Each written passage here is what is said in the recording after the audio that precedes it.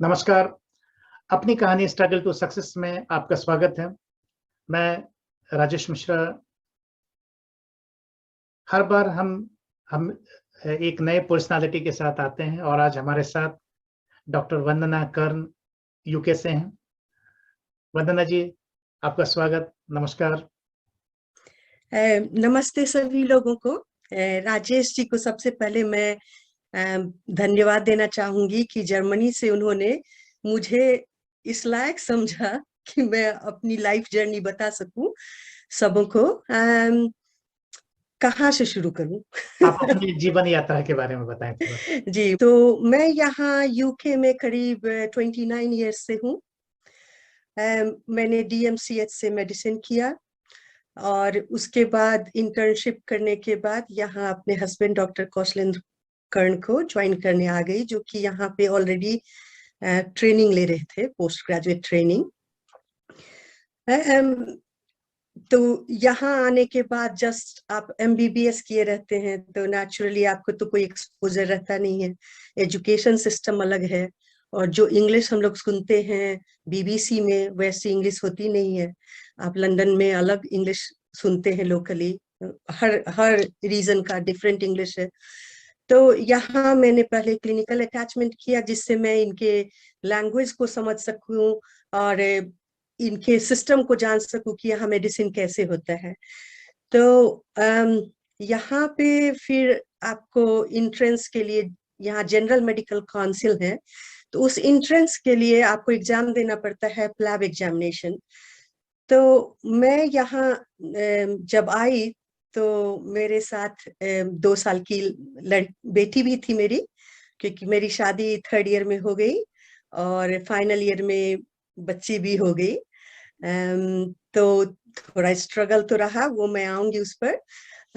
लेकिन यही था कि उसके साथ साथ मैंने, चूंकि वो बहुत छोटी थी तो तुरंत इमीडिएटली जॉब ज्वाइन करना पॉसिबल भी नहीं था एग्जाम बिना पास किए। तो मैंने प्लैब एग्जाम पास किया। एक और एग्जाम है एपोथेकारिस, मैंने वो एग्जाम पास किया और सेम टाइम मैंने MRCP भी किया, पोस्ट ग्रेजुएट डिग्री है मेडिसिन में। और अमेरिकन एग्जाम है USMLE, वो उसका पार्ट 1 पार्ट 2 भी किया, क्योंकि इनका प्लान था यहाँ पर यदि 3 इयर्स का पोस्ट ग्रेजुएट ट्रेनिंग हो जाए तो we can move to USA as well. And he got job but we decided not to go. India में कहाँ से? मेरी मम्मी को doctor Shefalika Verma, professor doctor Shefalika Verma आप लोग तो जानते ही होंगे। वो मैथिली की राइटर हैं और उनको मैथिली की महादेवी भी कहा जाता है। उन्हें मैथिली साहित्य अकादमी अवार्ड भी मिला था। उनका पोयम माय विलेज यहाँ के GCSE में 10+2 में भी पूछा गया था और उनकी बुक पेंगुइन सीरीज USA में भी पब्लिश्ड है। तो मेरी मम्मी राइटर है, नेचुरली हम लोगों को भी इनकरेज करेगी राइटिंग में, तो थोड़ा बहुत मैं भी लिखती हूँ। पापा मेरे वो पापा 64 इयर्स के थे, तभी सडन हार्ट अटैक से वो गुजर गए। बट उन्होंने साइंस कॉलेज पटना में पढ़ा और वहां से उनको इंजीनियरिंग जॉब मिली और वो छोड़ करके वो लॉ ज्वाइन कर लिए। And he was the youngest public prosecutor इन सहरसा। और मुझे याद है पापा का एक चीज कि वो हमेशा से हम लोगों को, माने कभी भी बेटा बेटी में डिफरेंस नहीं किए।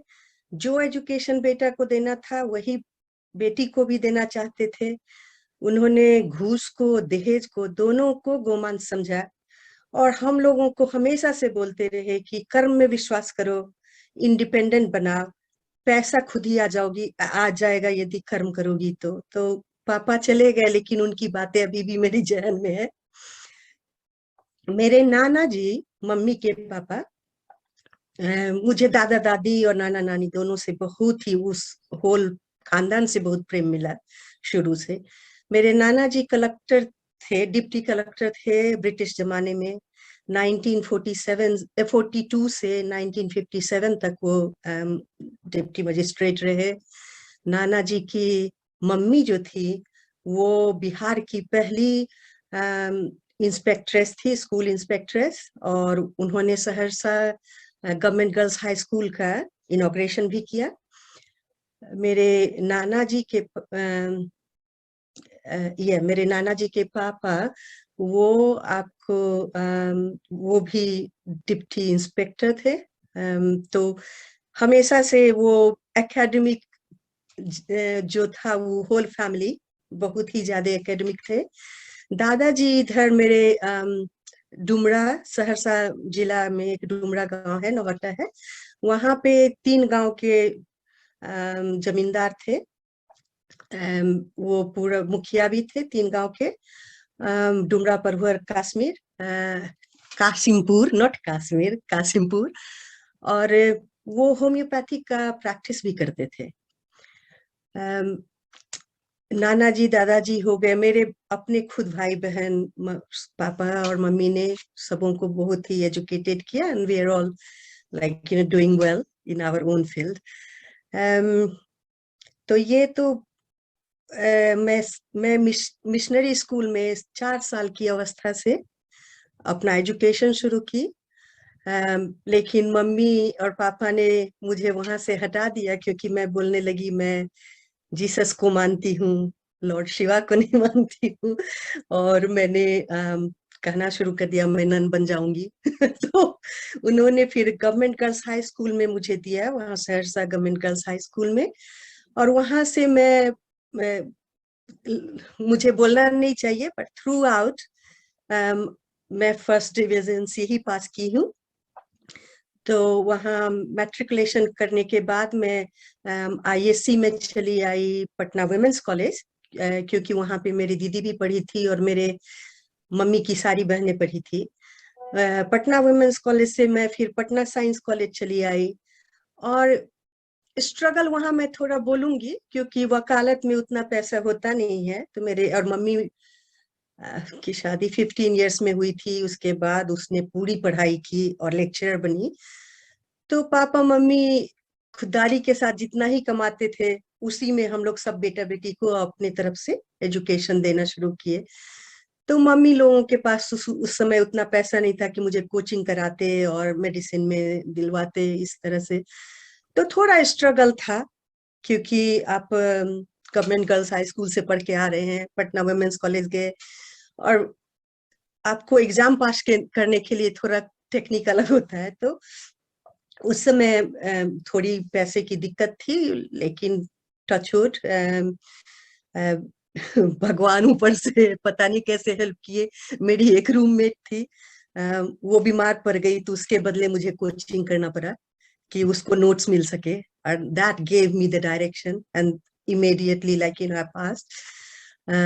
So then मैं पीएमसीएच से पढ़ना चाहती थी, लेकिन मम्मी बोली नहीं, डीएमसीएच में जाओ, क्योंकि वहाँ मेरे नाना जी सुपरिंटेंडेंट थे मेडिकल स्कूल के, एक मामा सर्जन थे, एक मामा फोरेंसिक में काम करते थे, और एक मामा जस्ट मुझसे सीनियर थे। तो बोली कि बहुत प्रोटेक्टेड रहोगी वहाँ। तो डीएमसीएच अच्छा मेडिकल स्कूल में आता है, तो मैं वहीं गई। फिर 3rd ईयर में जब शादी हो गई, तो सोच सकते हैं कि पढ़ाई और ससुराल का, अपना मिथिला का सारा भतराइस करो, बरसाइत करो, मधुश्रावणी करो, तो वो सारा चीज करना। हस्बैंड मेरे काठमांडू में जॉब में है, मैं दरभंगा में हूँ, और शादी के 1 साल बाद मैं प्रेग्नेंट हो गई, मैं 4th ईयर में थी, और वो इनको जॉब मिल गया यहाँ यूके में। तो वो लाइफ जो है, मैं बहुत भाग्यशाली हूँ कि मुझे इतना अच्छा ससुराल मिला नेपाल में। मेरे सास ससुर मेरी बेटी को अपने बेटी की तरह उन्होंने पाला। But life was struggling. 1991 में ना तो मोबाइल था, कुछ भी नहीं था, आपको कोई कम्युनिकेशन इनसे नहीं था मेरा, 2.5 साल तक। ये आए बच्ची के जन्म के बाद, लेकिन that time was very struggling education wise to maintain all the Mithila culture plus do my own study and take care of my daughter. So it was very emotionally bit I don't know what to say, but अपने country में लड़कियों का life इसी तरह से होता है. मैं स्पेशली मिथिला में, यदि आप शादी आपकी जल्दी होती है तो ऐसे ही होता है. तो मैं भी थी. उसके बाद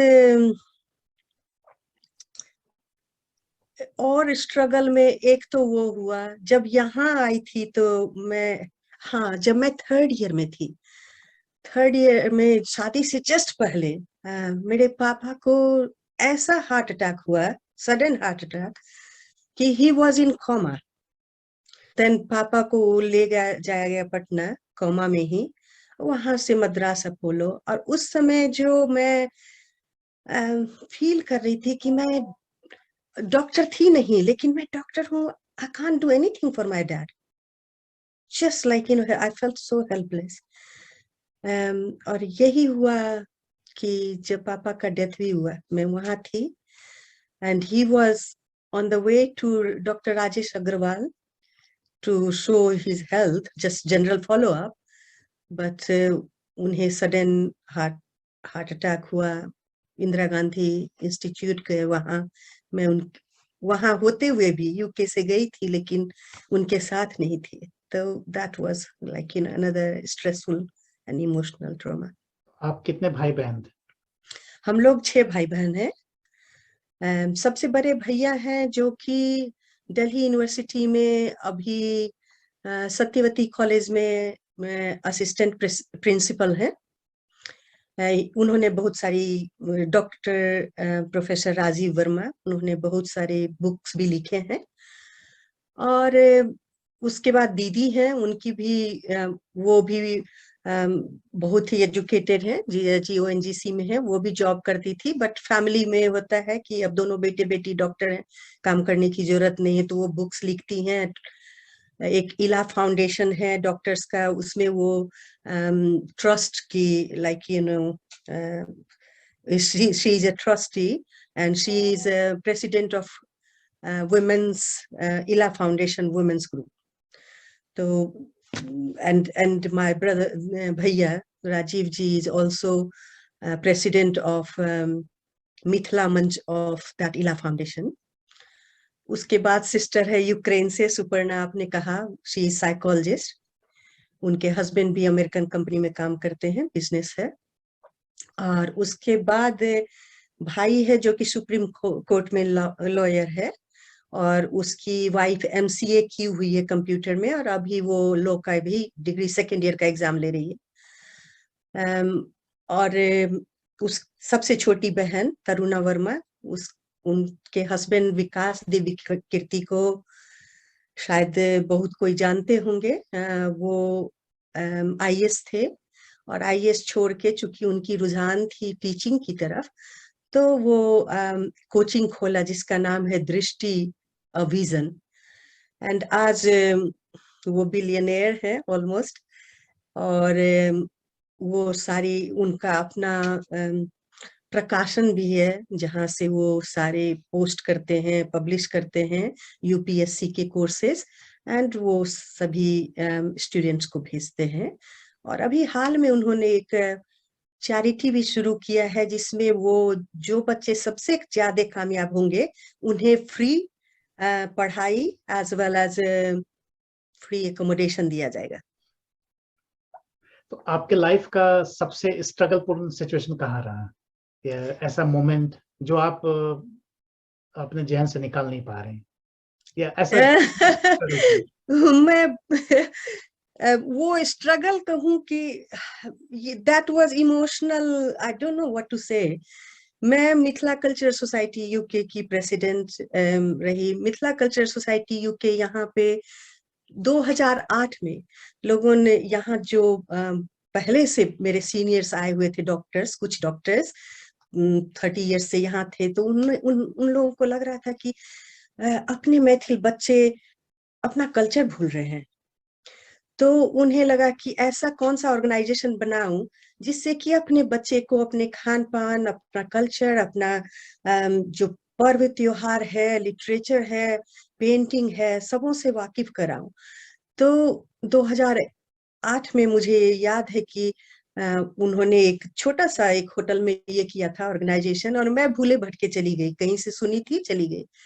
Then from 2009 it was established and I was the first general secretary, and Dr. Arun Jha Burnley, he was the president। और वहां से हम लोग का संगठन शुरू हुआ, फिर मैं वाइस प्रेसिडेंट बनी, और अभी मैं लास्ट 2 साल से मिथिला कल्चर सोसाइटी की प्रेसिडेंट भी हूँ।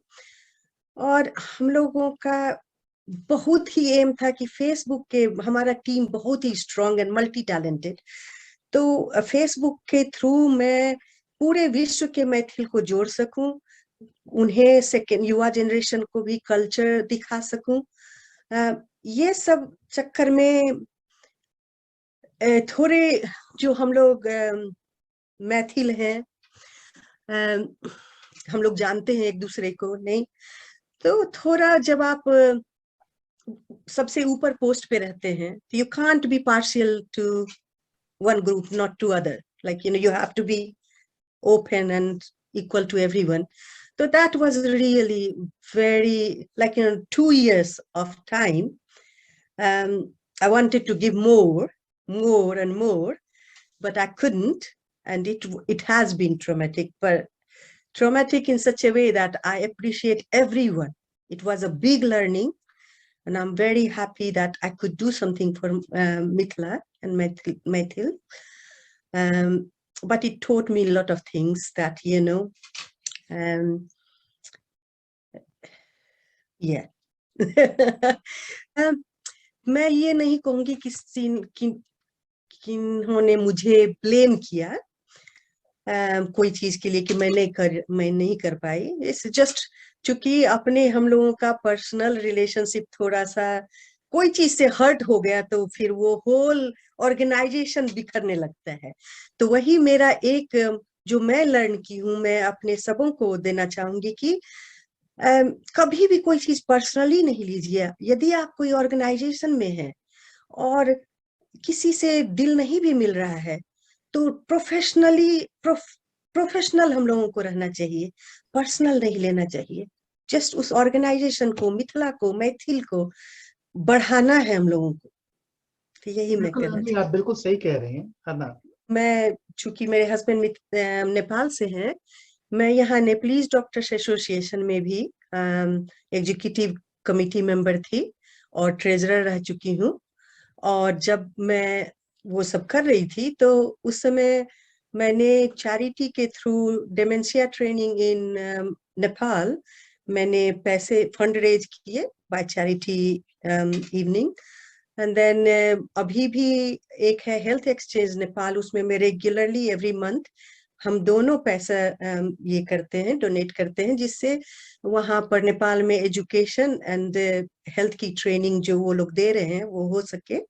और एक डेंटिस्ट है डॉक्टर नेपाली, तो वो आपको स्माइल्स अक्रॉस नेपाल के थ्रू, जो पहाड़ पे, काठमांडू तो अच्छी जगह है जहाँ पहाड़ पे कोई भी डेंटिस्ट नहीं जा सकते हैं, वहां ये लोग पूरे ब्रिटिश टीम को लेकर जाते हैं और वहां पे बच्चों को हेल्प करते हैं। तो मैं उसके लिए भी फंड रेज करती हूँ। तो आई फील लाइक कि मेडिसिन अपने जगह है, लेकिन हम सबों को अपने तरफ से और क्या कर सकते हैं वो भी सोचना चाहिए। आपको क्या चीज इंस्पायर करती है? क्योंकि आप एक अच्छे फैमिली से भी हैं, है ना? जी, आपके पास सब कुछ है जो एक व्यक्ति को होना चाहिए। आप अच्छे पोजीशन पे हैं, पैसा भी होगा, नाम भी है ना? जी, फैमिली जी, भी वेल सेटल्ड है। जी। इसके बावजूद इतना ये सब कर रहे हैं, तो आपको क्या चीज इंस्पायर करती है? और इंस्पायर तो अब फैमिली बैकग्राउंड में आप जब सबों को देखते हैं कि स्ट्रगल होते हुए भी they are all achieving, then definitely that inspires you। and कभी भी, चाहे वो मेरा ससुराल हो और मायका हो, कभी किसी ने, और चाहे मेरे हस्बैंड हो, यहाँ मेरे दो बेटियां हैं मेरी, एक मेडिसिन में इंटरेस्ट नहीं था तो चली गई अभी टीचिंग में, उस और she was scientist, she did biomedical sciences. And second daughter मेरी अभी just dentist बनी है और job मिला है. बड़ी बेटी के husband British है और he is a crown prosecutor here.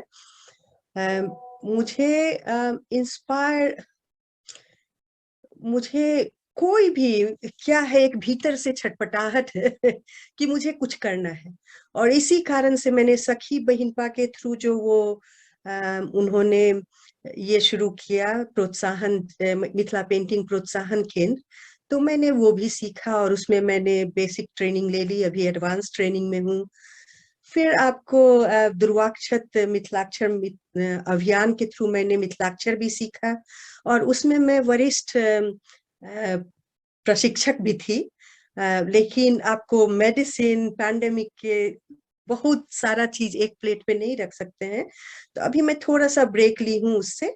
लेकिन यहाँ मैं अपने हस्बैंड के साथ एक छोटा सा फार्म लिया हूँ और जितने भी ऑर्गेनिक वेजिटेबल्स हैं जो यहाँ ग्रो हो सकते हैं, कुकुम्बर हो, कोर्जेट हो, स्पिनच हो, टोमेटो हो, मैं ग्रो करती हूँ सारे ऑर्गेनिक. और हम हर साल मुझे खाना सब्जी नहीं खरीदना पड़ता. अरे वाह. yeah. ऐसे अपने व्यूअर्स के लिए कुछ 2-3 शब्द कहना चाहेंगे जो एक मोटिवेशन हो? जी, मैं जरूर कहूंगी, स्पेशली अपने मैथिल लेडीज. अभी आपने बुक देखा है कि नहीं, एक मैथिली बुक निकली है मैथिली, और उनकी संपादिका है दीपा मिश्रा जी. और उसमें 151 मैथिल वुमेन एक प्लेटफॉर्म पे उस बुक में अपनी कविताएं, सारे रस में, जितने भी रस होते हैं सारे रस में, मेरा अद्भुत रस था. और सबों ने डिफरेंट डिफरेंट रस में लिखा है. उसका भी विमोचन भी होगा मिथिला दिवस में, वो जो महिला दिवस है उसमें. तो मैं ये कहूंगी सबों से कि दूसरों को नहीं ब्लेम करे. मैं स्पेशली महिला को, क्योंकि महिला दिवस आ रहा है, कभी ये ब्लेम नहीं करे कि अरे मेरा पति ये था इसलिए मैं नहीं कर पाई, मेरे बच्चे हो गए इसलिए मैं नहीं कर पाई, मेरा ससुराल इतना खराब था इसलिए मैं नहीं कर पाई. आपके दिल में चाहत है, एज फर्क नहीं पड़ता है. If you want to achieve something you will achieve some always. And if you want to achieve something people will support you. दूसरे को ब्लेम नहीं करो, अपने में देखो कि तुम कर सकती हो कि नहीं. और उसमें वो मैं युवा वर्ग को भी कहूंगी. बिल्कुल सही कहा आपने कि आपको खुद को देखना पड़ेगा, आप खुद से मोटिवेट हों. जैसा कि आपने बताया कि आप खुद से इंस्पायर होती हैं, तो आपको भी खुद से इंस्पायर होना पड़ेगा और किसी को ब्लेम नहीं करना है, बिना किसी को दोषी ठहराए हुए, बिना किसी के ऊपर ढींकरा फोड़ते हुए आपको खुद को प्रयास करना पड़ेगा, तभी आप एक सफल हो पाएंगे. सो बहुत बहुत धन्यवाद आप सबों का कि आप हमारे साथ हैं, और आपका भी doctor Vandana Karn ji, thank you. आपके समय के लिए. और अगर कोई प्रश्न हो तो जरूर लिखें, और आप चाहें तो यह लिख सकते हैं कि आपके जीवन में क्या क्या स्ट्रगल रहा और कैसे आपने ओवरकम किया. धन्यवाद. नमस्कार. स्वस्थ रहिए, खुश रहिए, तंदुरुस्त रहिए. नमस्कार. नमस्कार.